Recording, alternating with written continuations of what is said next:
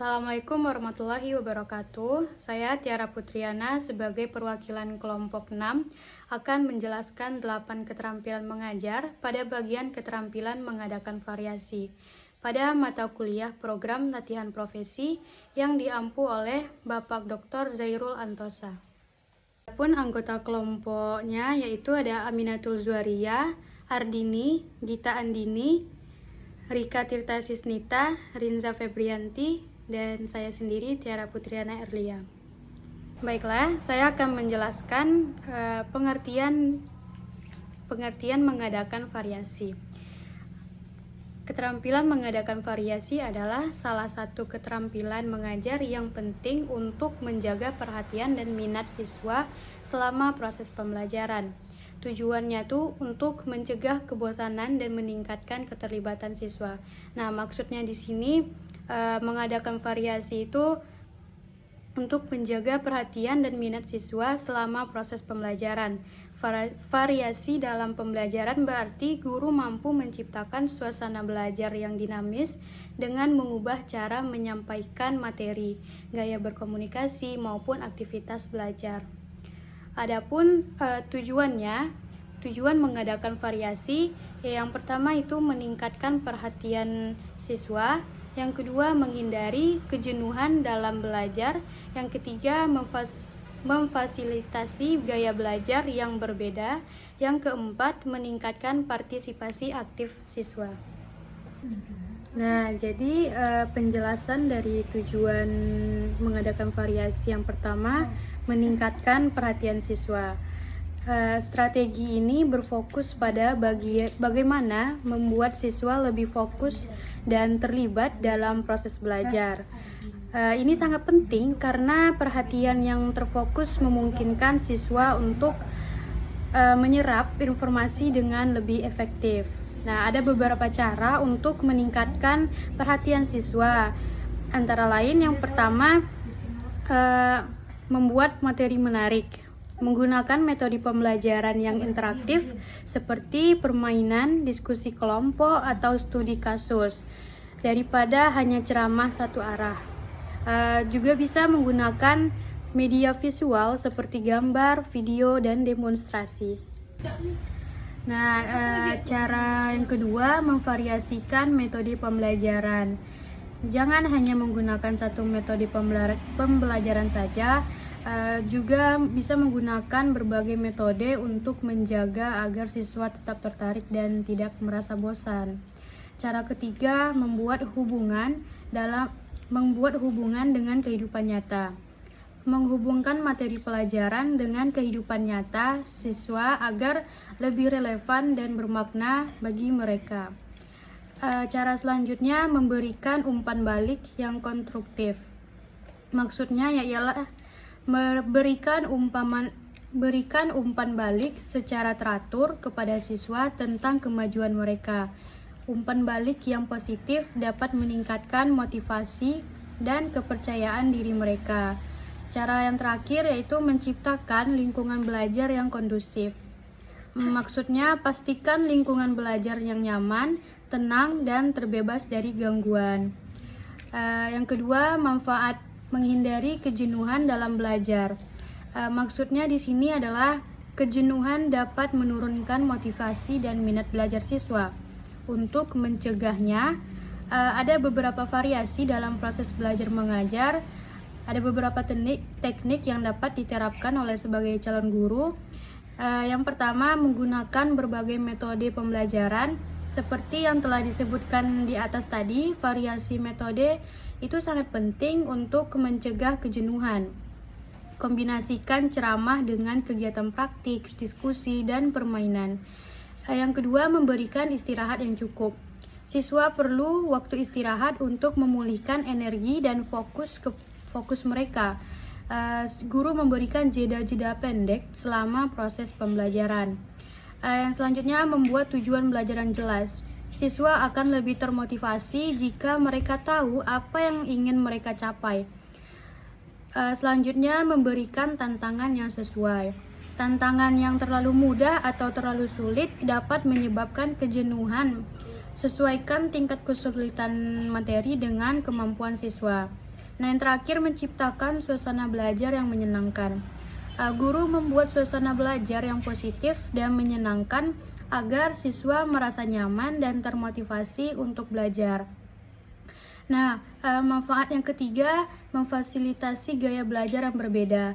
Nah, maksudnya di sini setiap siswa memiliki gaya belajar yang berbeda. Ada yang melalui visual, auditori, kinestetik, dan lain sebagainya. Untuk memfasilitasi gaya belajar yang berbeda, guru perlu menggunakan beberapa cara. Yang pertama, menggunakan berbagai media pembelajaran. Guru menggunakan berbagai media pembelajaran seperti gambar, video, audio, dan kegiatan praktik untuk mengakomodasi berbagai gaya belajar. Yang kedua, memberikan pilihan dalam tugas.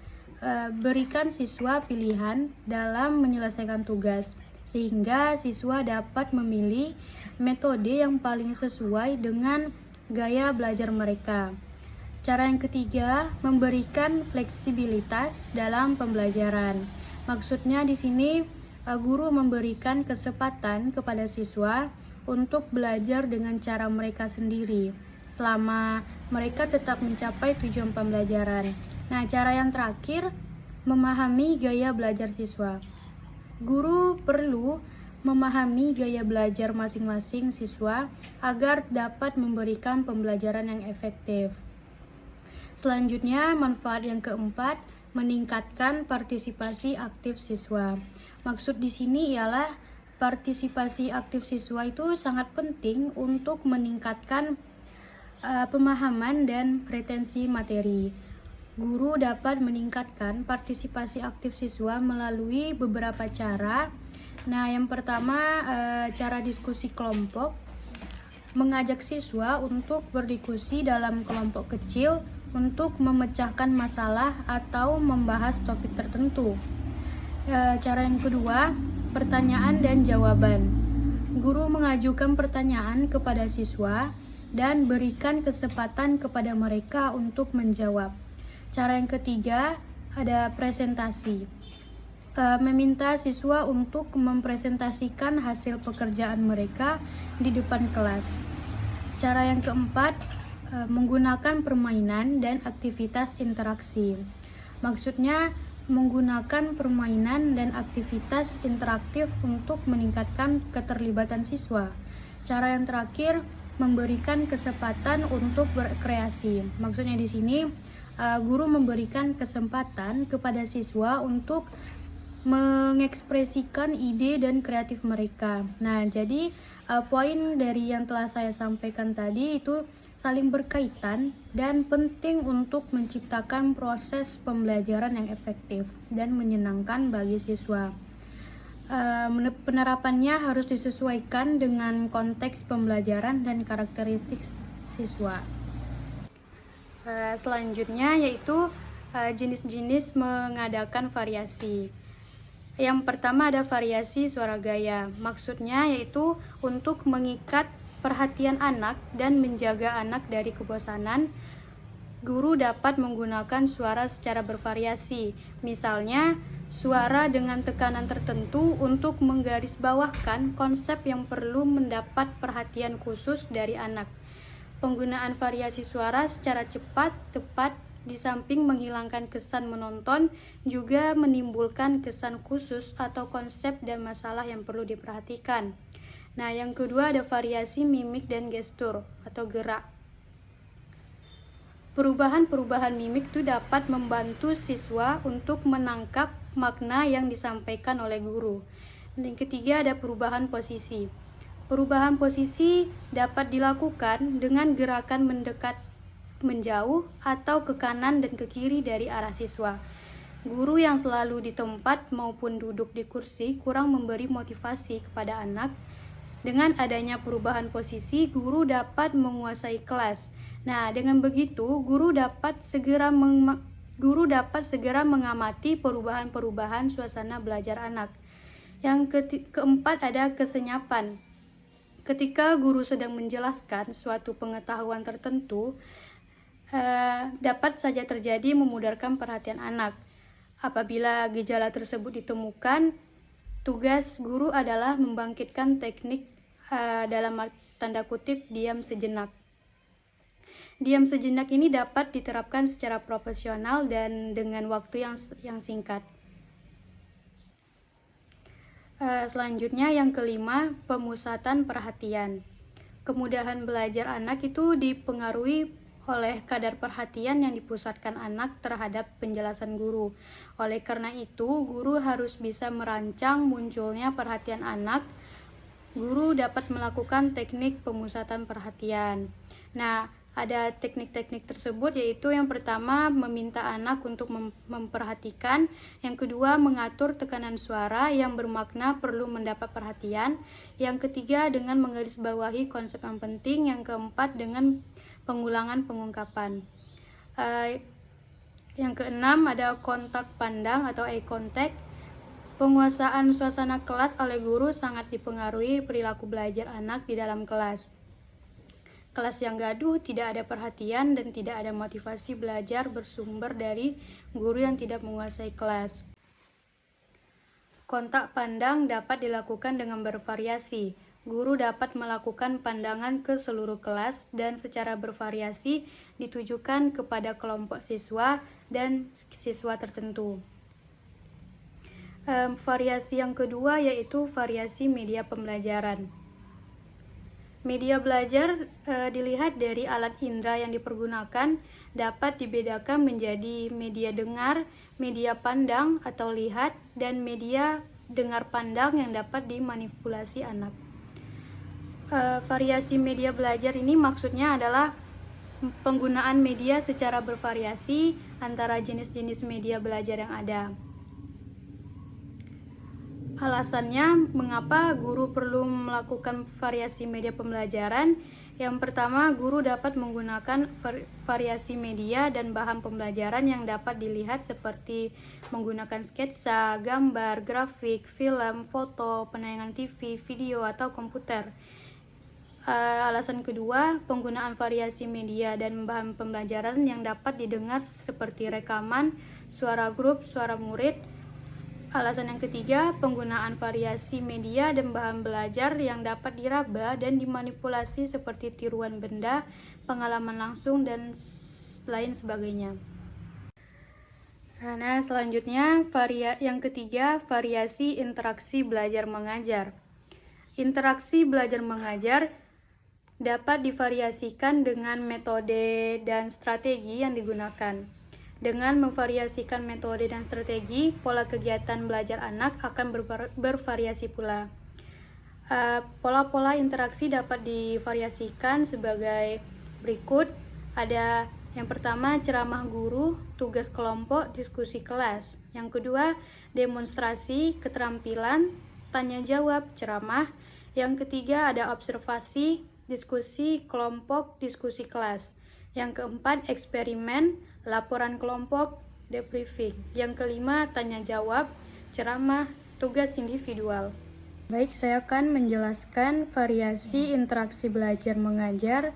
Di sini maksudnya yang pertama itu ada ceramah guru, tugas kelompok, diskusi kelas. Nah, maksudnya di sini ceramah guru menyampaikan materi secara langsung kepada siswa. Ada kelebihannya yaitu untuk menyampaikan informasi dasar kepada banyak siswa sekaligus memiliki kekurangan, yaitu kekurangannya kurang interaksi, siswa pasif dan pemahaman materi bisa kurang optimal karena tidak ada interaksi langsung. Tugas kelompok, siswa mengerjakan tugas bersama dalam kelompok kecil. Kelebihan dari tugas kelompok ini meningkatkan kolaborasi, komunikasi, dan tanggung jawab bersama. Kekurangan dari tugas kelompok di sini, siswa yang kurang aktif bisa menjadi penumpang gelap dan perlu manajemen waktu yang baik agar semua anggota berkontribusi. Diskusi kelas, maksud di sini diskusi melibatkan seluruh kelas untuk membahas suatu topik. Memiliki kelebihan untuk meningkatkan pemahaman konsep, melatih kemampuan berpikir kritis dan analitis, serta melatih komunikasi dan argumentasi.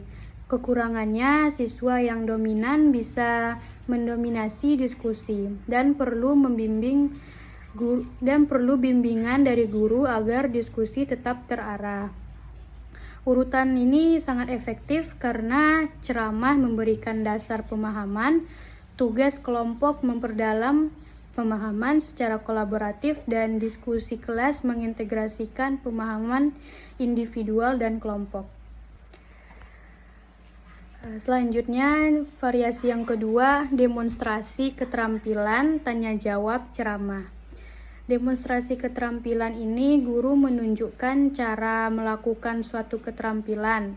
Kelebihannya visual dan praktis, mudah dipahami, terutama untuk keterampilan yang bersifat motorik. Kekurangannya, siswa mungkin kesulitan meniru jika demonstrasi kurang jelas atau tidak diulang. Tanya jawab. Sesi tanya jawab antara guru dan siswa. Kelebihannya yaitu memberikan kesempatan siswa untuk bertanya dan mengklarifikasi hal yang belum dipahami.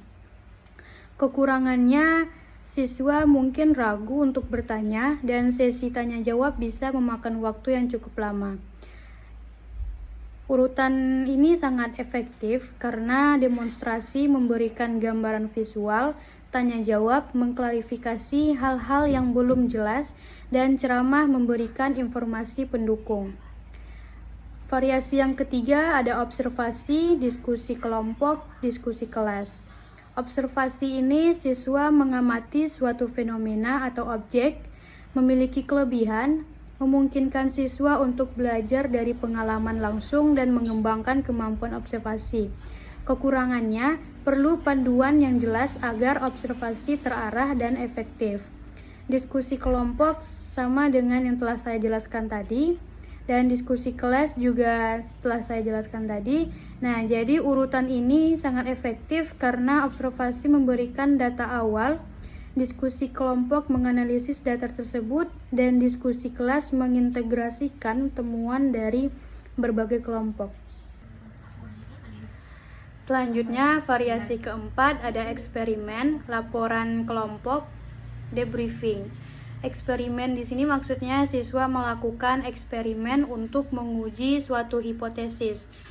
Eksperimen memiliki kelebihan, yaitu belajar melalui pengalaman langsung, mengembangkan kemampuan ilmiah, dan menguji pemahaman konsep. Memiliki kekurangan, membutuhkan persiapan yang matang, dan bisa memakan waktu yang cukup lama. Laporan kelompok. Maksudnya di sini siswa membuat laporan tertulis hasil eksperimen. Kelebihan dari laporan kelompok untuk meningkatkan kemampuan menulis ilmiah dan merangkum temuan eksperimen. Memiliki kekurangan, perlu bimbingan guru agar laporan terstruktur dan valid. Debriefing. Maksudnya di sini diskusi untuk membahas hasil eksperimen dan kesimpulan. Kelebihan dari debriefing memastikan pemahaman konsep yang benar dan mengidentifikasi kesalahan atau kekurangan dalam eksperimen. Memiliki kekurangan yaitu perlu dipandu guru agar diskusi tetap terarah dan produktif. Urutan ini sangat efektif karena eksperimen menghasilkan data, laporan kelompok merangkum data, dan debriefing menganalisis hasil dan kesimpulan. Variasi yang kelima, tanya jawab, ceramah, tugas individual.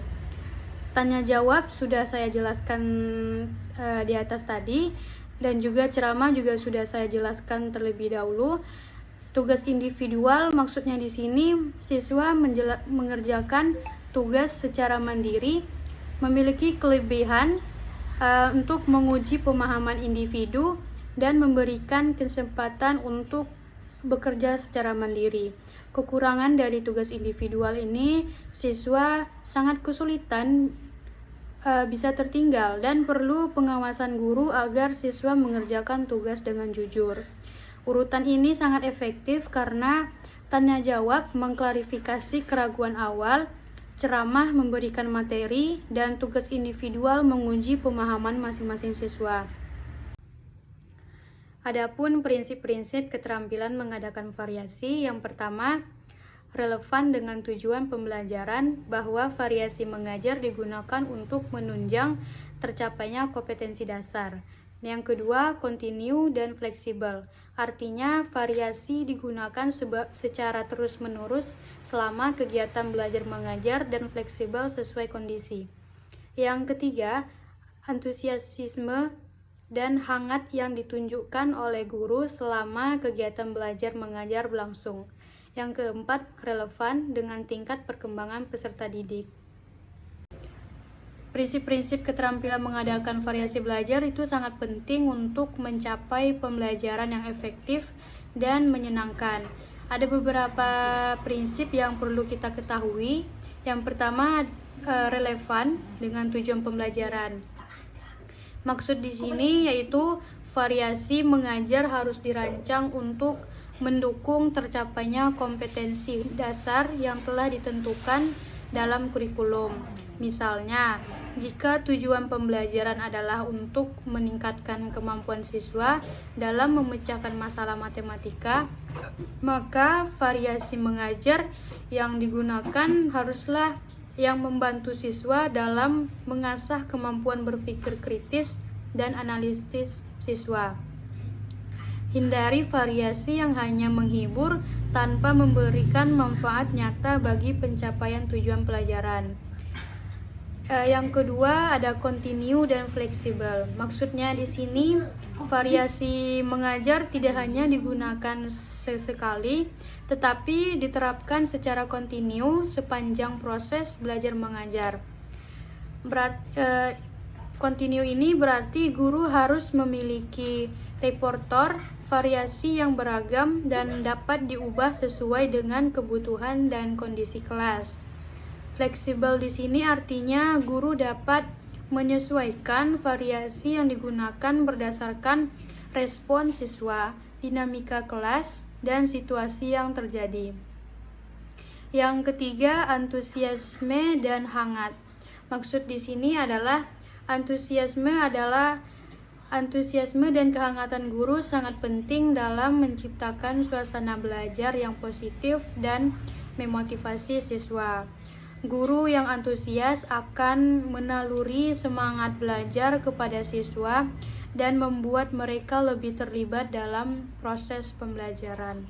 Kehangatan menunjukkan bahwa guru peduli terhadap siswa dan menciptakan hubungan yang positif antara guru dan siswa.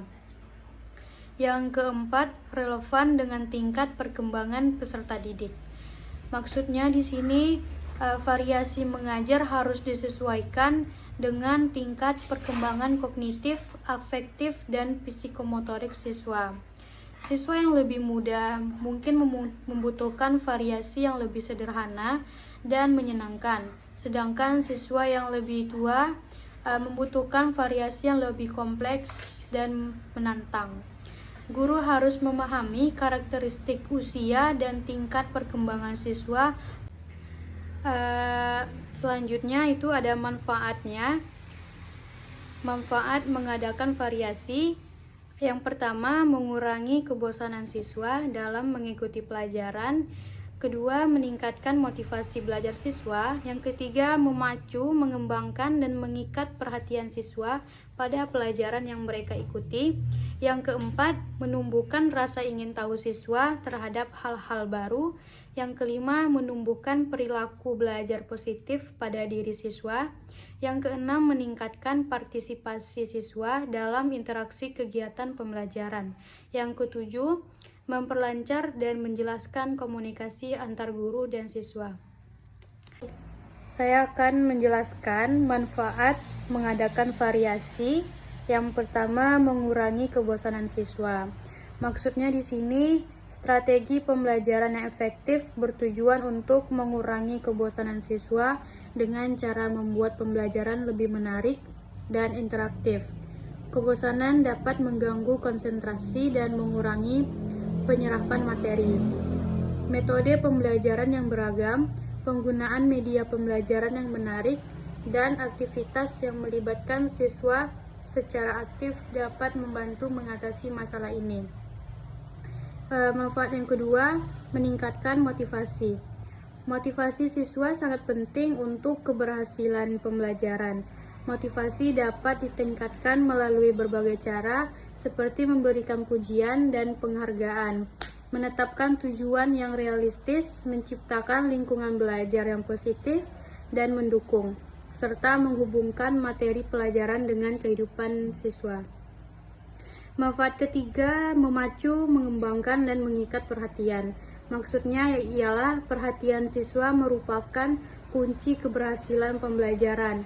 Untuk memfokuskan perhatian siswa, guru perlu menggunakan berbagai teknik seperti mengajukan pertanyaan yang menarik, menggunakan media pembelajaran yang inovatif, melibatkan siswa dalam diskusi dan aktivitas kelompok, serta menciptakan suasana kelas yang kondusif. Manfaat yang keempat, menumbuhkan rasa ingin tahu. Maksudnya, rasa ingin tahu merupakan pendorong utama pembelajaran. Guru dapat menumbuhkan rasa ingin tahu siswa dengan mengajukan pertanyaan-pertanyaan yang menantang, memberikan kesempatan kepada siswa untuk mengeksplorasi topik yang menarik minat mereka, dan menghubungkan materi pembelajaran dengan isu-isu terkini. Manfaat kelima, menumbuhkan perilaku. Maksudnya, proses pembelajaran tidak hanya tentang transfer pengetahuan, tetapi juga tentang pembentukan perilaku positif. Guru dapat menumbuhkan perilaku positif siswa melalui pemodelan, penegakan aturan kelas yang konsisten, dan pemberian umpan balik yang konstruktif. Perilaku yang dimaksud bisa mencakup perilaku belajar, perilaku sosial, dan perilaku etis. Manfaat yang keenam, meningkatkan partisipasi. Partisipasi aktif siswa dalam proses pembelajaran itu sangat penting. Guru dapat meningkatkan partisipasi siswa dengan menciptakan lingkungan kelas yang inklusif dan mendorong siswa untuk membagi ide dan pendapat mereka. Metode pembelajaran yang beragam dan memberi kesempatan untuk berkolaborasi dapat meningkatkan partisipasi siswa.